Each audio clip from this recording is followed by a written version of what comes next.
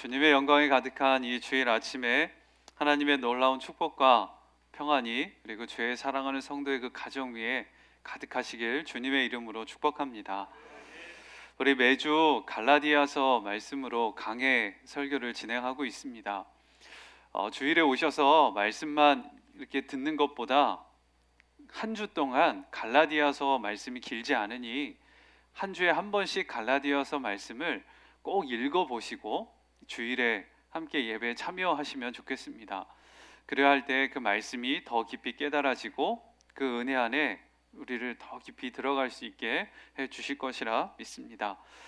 그래서 이 갈라디아서의 말씀을 통해서 모든 성도님들의 그 심령 안에 복음의 진리가 깨달아지고 말씀이 진짜가 되어서 하나님과 더 친밀한 교제를 누리게 되시길 주의 이름으로 축복합니다. A.W. 토저는 이런 말을 했어요. 대부분의 사람들이 스포츠 게임을 하듯이 종교 게임을 한다. 그 바람에 종교는 가장 많은 사람이 하는 게임이 되어버렸다. 이런 말을 했습니다. 이 무슨 의미냐? 우리가 야구나 축구 경기를 보면서 즐거워하죠.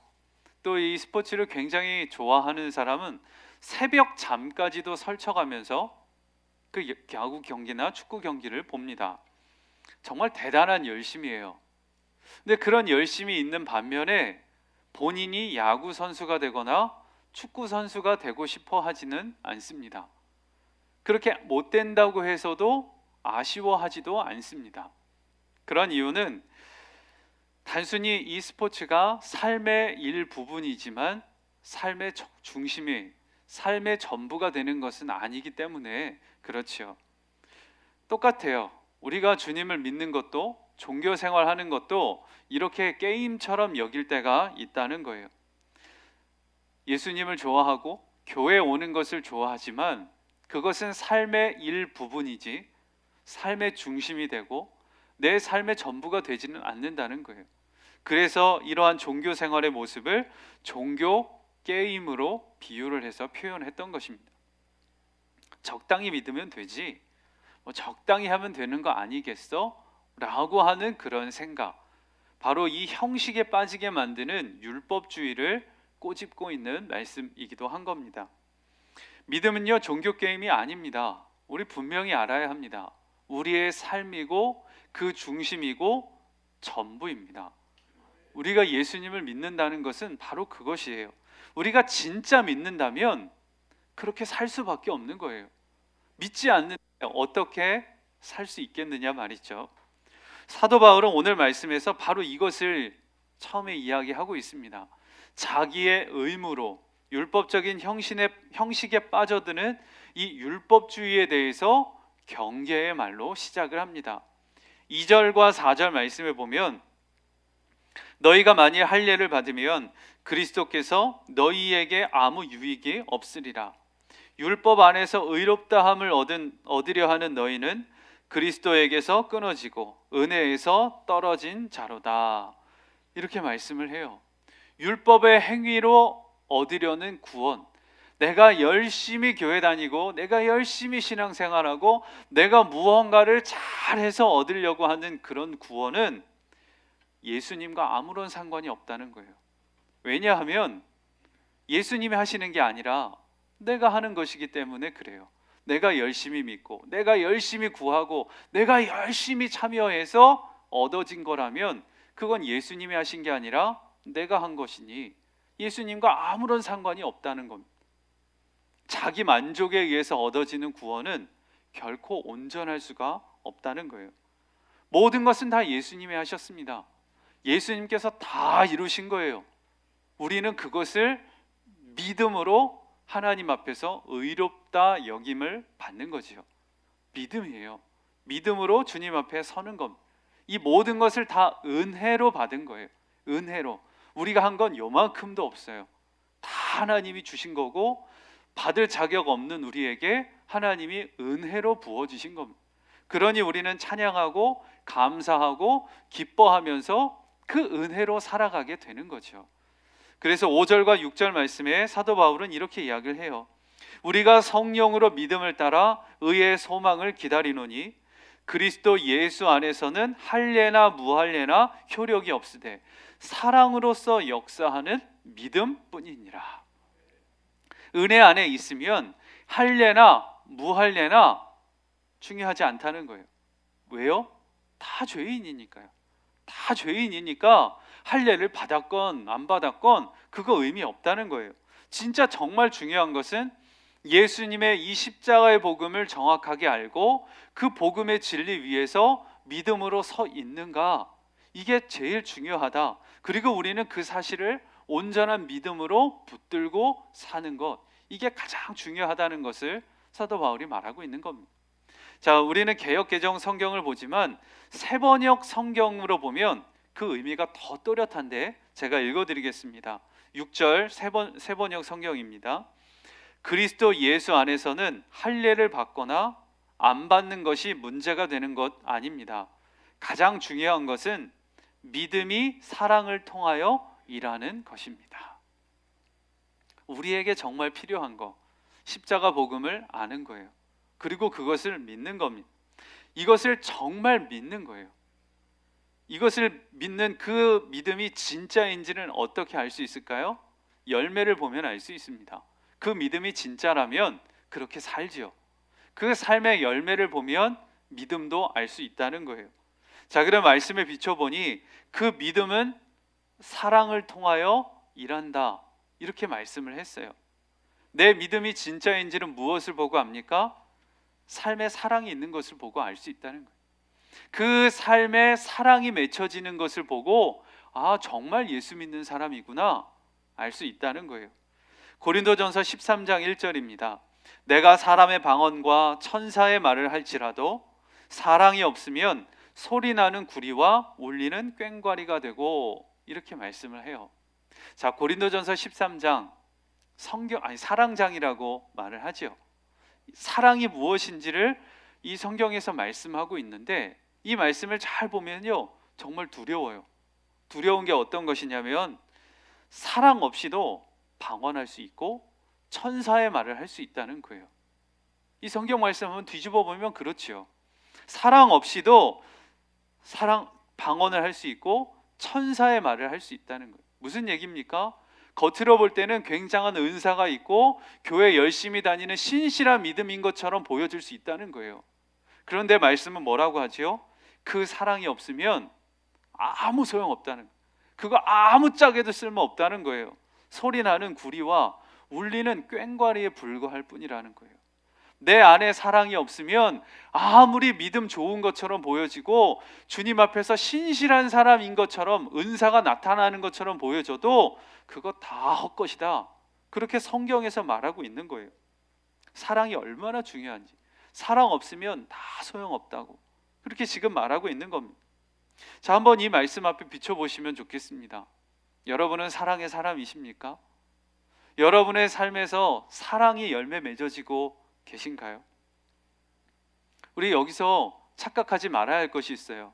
아, 그러니까 날 사랑해야 되는구나, 내가 열심히 사랑하며 살아가야겠구나, 그거 말하는 거 아니라는 거예요. 열매라고 했습니다. 열매는 맺혀지는 거죠. 내가 주님 안에 분명히 믿음으로 서 있으면 내 삶에서 열매가 맺혀진다는 거예요. 분명한 믿음을 붙들고 그 믿음을 진짜로 여기고 그렇게 살아가면 그 삶에서 사랑이 맺혀지게 된다는 거예요. 이것을 분명하게 우리가 깨닫고 주님 앞에 서 있어야 하는 겁니다. 자, 오늘 본문 말씀도 보면 14절 세번역 성경으로 보겠습니다. 모든 율법은 내 이웃을 내 몸과 같이 사랑하여라 하신 이 한마디 말씀 속에 다 들어 있습니다. 그렇게 중요하게 여기는 율법조차도 사랑해라, 이 한마디 말씀 안에 다 담겨 있다는 거예요. 그러니까 사랑이 얼마나 중요한 거겠습니까? 사랑이 전부인 거죠. 사랑이 모든 거예요.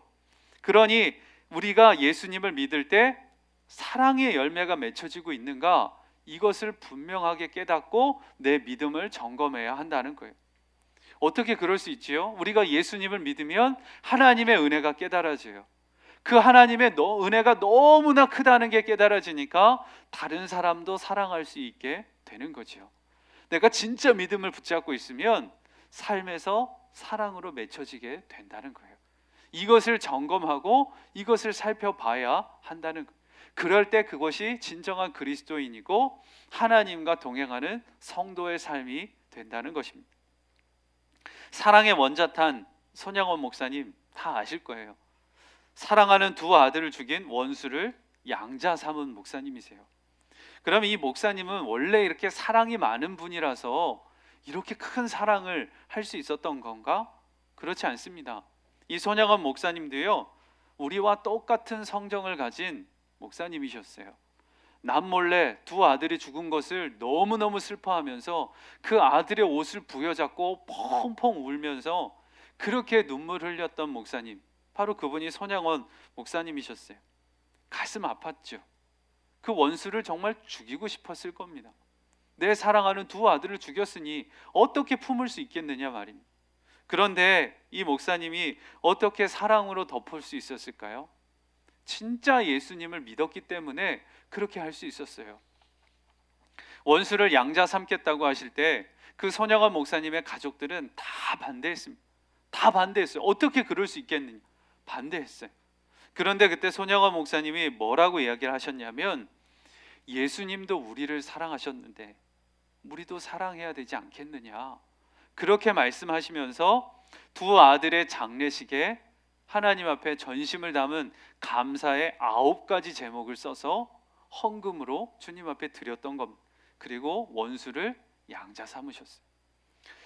한 번은 이 여수 애양원에 가서 지방 목사님들과 함께 국내 성지순례로 그곳을 들렸습니다.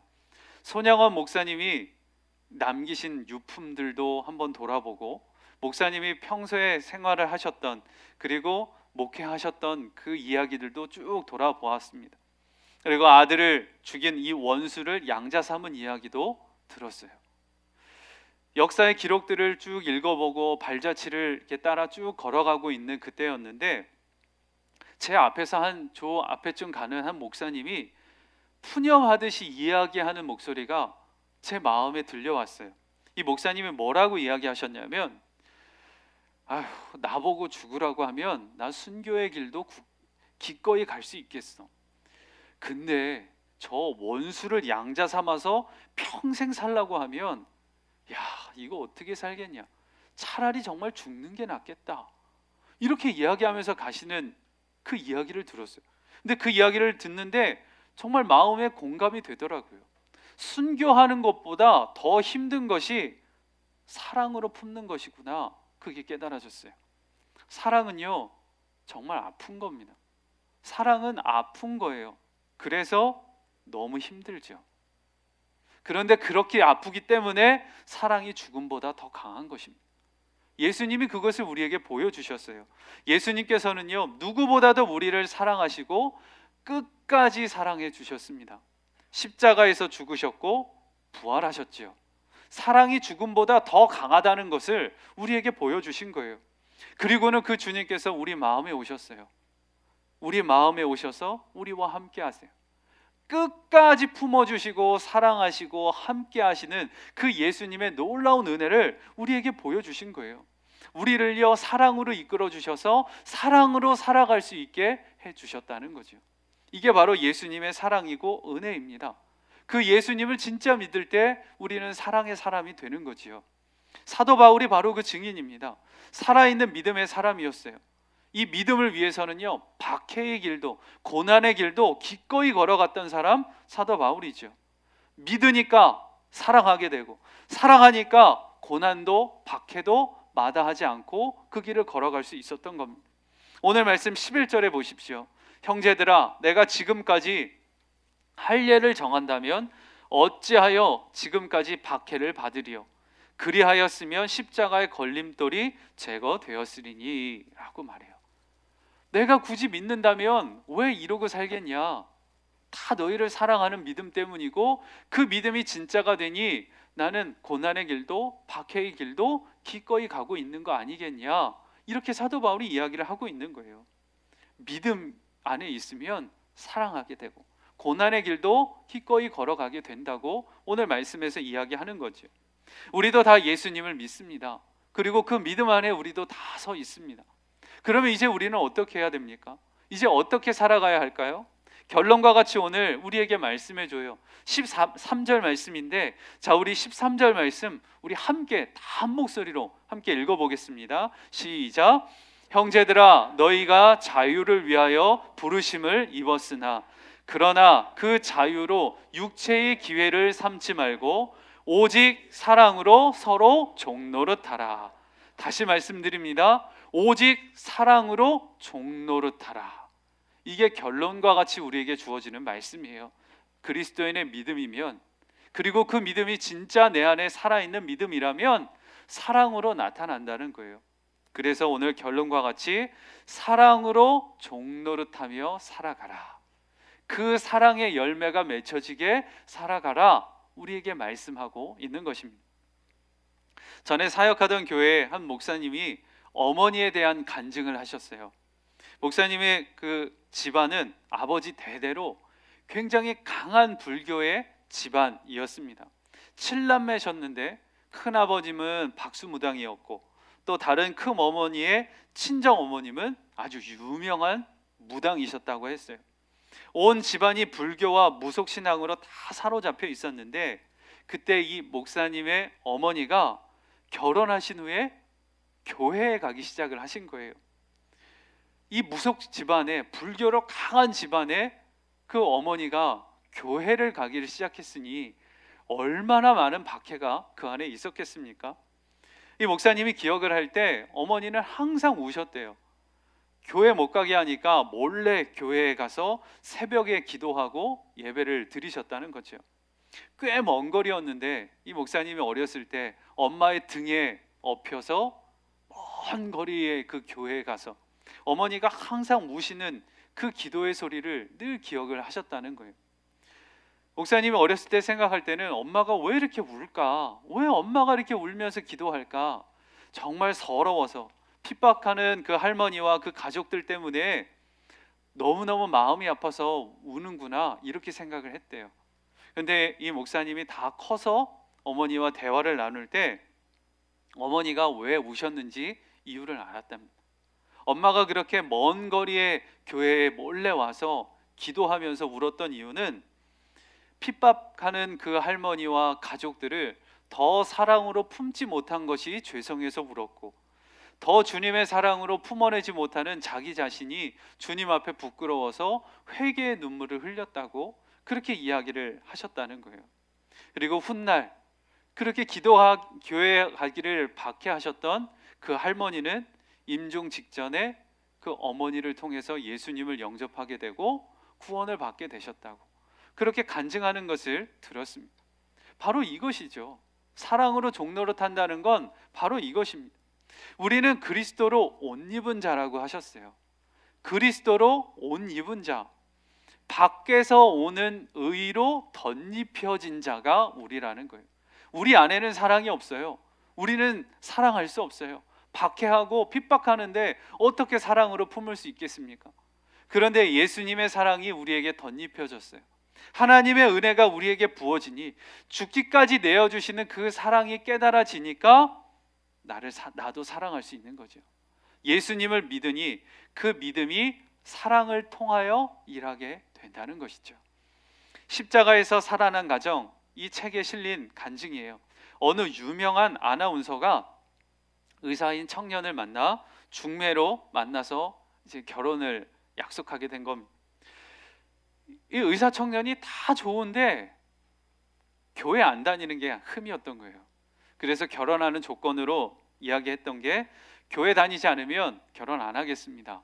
다 좋은데 그러니까 교회만 다니시면 제가 결혼하겠습니다. 이렇게 조건을 내건 거예요. 그리고 결혼을 했죠.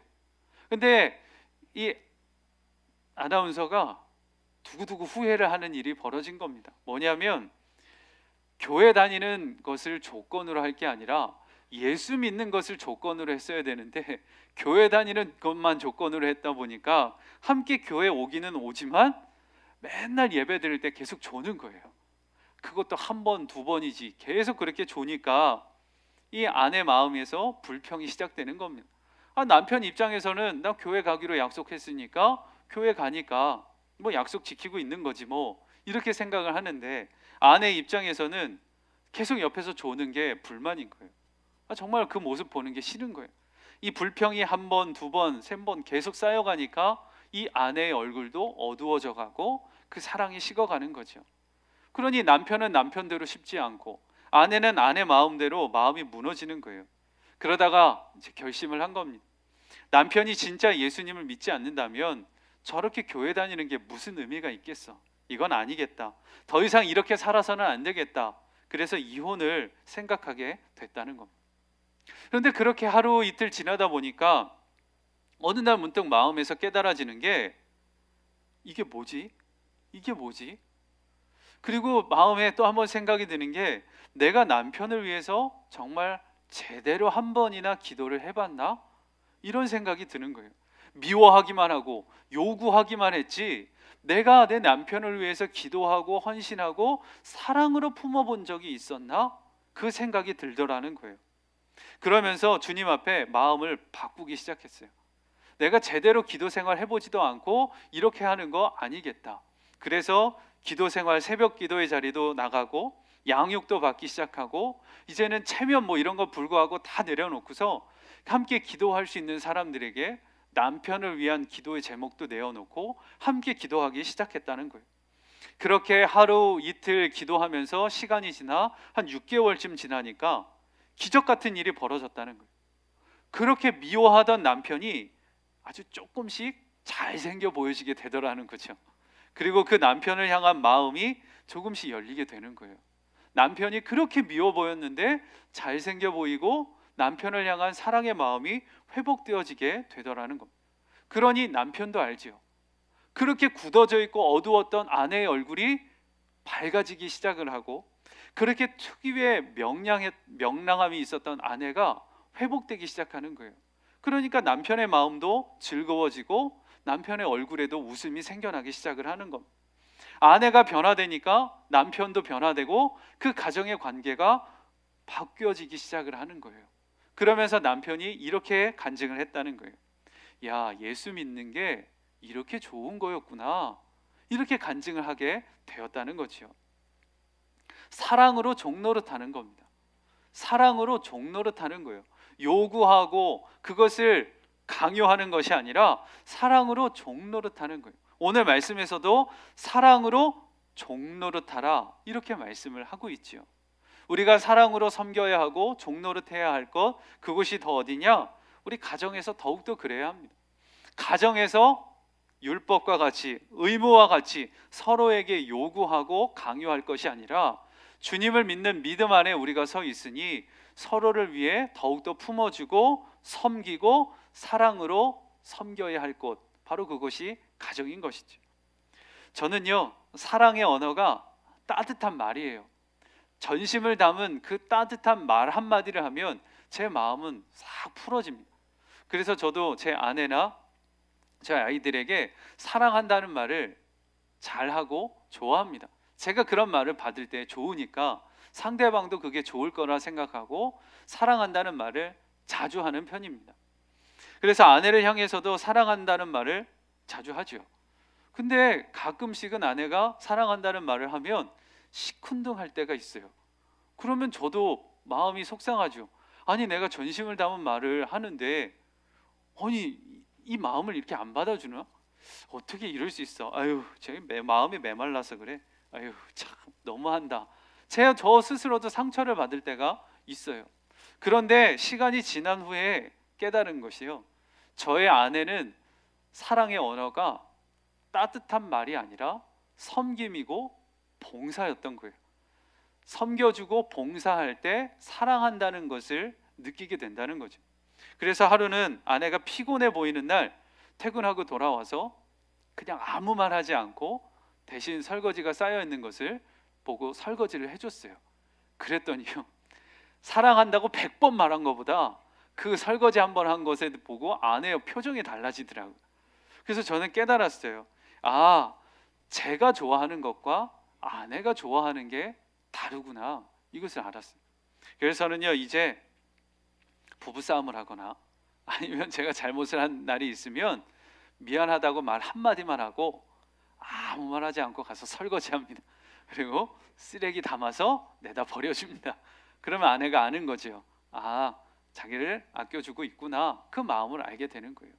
우리가 사랑을 해도요, 내가 좋아하는 대로 사랑할 때가 있어요. 그래놓고 내 사랑, 내 마음 왜 안 받아주냐고 서운해하고 싫어할 때가 있지요. 근데 오늘 성경 말씀에서 분명히 얘기해요. 그거 사랑의 종 아니라는 거예요. 사랑의 종은 내가 원하는 대로 사랑하는 게 아니라 상대방이 좋아하는 것을 해주고 상대방을 위해 섬겨줄 때 그게 사랑의 종이라고 오늘 말씀하고 있는 겁니다. 예수님께서 우리에게 그렇게 사랑해 주셨어요. 예수님의 방식대로 사랑해 주신 게 아니라 우리에게 필요한 것을 위해서 예수님은 우리에게 오셨고 죽어주셨고 부활하셨습니다. 우리에게 가장 필요한 것을 주신 게 예수님의 사랑이죠. 그 사랑을 우리는 믿는다면 우리도 상대방이 원하는 대로 상대방이 필요로 하는 것을 위해 섬기고 베풀어야 하는 거예요. 그게 바로 사랑의 종으로 서게 된다는 것입니다. 주의 사랑하는 성도 모두에게 이 말씀이 진리로 붙들려지게 되길 간절히 원합니다. 사랑의 주인으로 서서 내가 원하는 대로 그렇게 사랑하는 게 아니라 사랑의 종이 되어서 다른 사람의 필요를 채워주고 그 사람의 마음을 따뜻하게 해주는 그런 사랑의 종으로 서 보시길 주님의 이름으로 축복합니다. 그럴 때 우리의 가정에서, 교회에서, 우리의 일터에서 하나님의 사랑으로 충만해지고 주님의 놀라운 열매로 충만히 풍성하게 맺어지게 될 줄 믿습니다. 제가 오늘 주시는 이 말씀 붙들고 우리 함께 기도하겠습니다. 우리 함께 기도할 때 내 마음을 주님 앞에 올려드리길 원합니다. 주님, 저에게는 사랑이 없습니다.